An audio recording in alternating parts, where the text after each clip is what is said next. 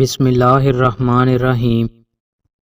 رسول اللہ صلی اللہ علیہ وآلہ وسلم نے ارشاد فرمایا، اللہ اس بندے پر رحم فرمائے جو رات اٹھ کر تہجد پڑھے، اپنی اہلیہ کو جگائے اور وہ نماز پڑھے، لیکن اگر وہ انکار کرے تو اس کے چہرے پر پانی چھڑکے۔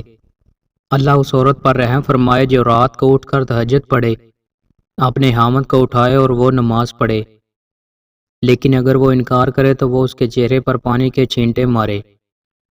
حضرت امام جعفر صادق علیہ السلام نے فرمایا، 8 افراد انسان کہلانے کے لائق نہیں ہیں: مسواک نہ کرنے والا، تنگ مقام پر کھل کر بیٹھنے والا، بے مقصد کاموں میں پڑنے والا، لا علم ہونے کے باوجود بحث و جھگڑا کرنے والا، بغیر بیماری کے خود کو بیمار سمجھنے والا، بغیر مصیبت کے زینت کو ترک کرنے والا، اپنے دوستوں سے حق بات کی مخالفت کرنے والا، اپنے آباء و اجداد پر فخر کرنے والا۔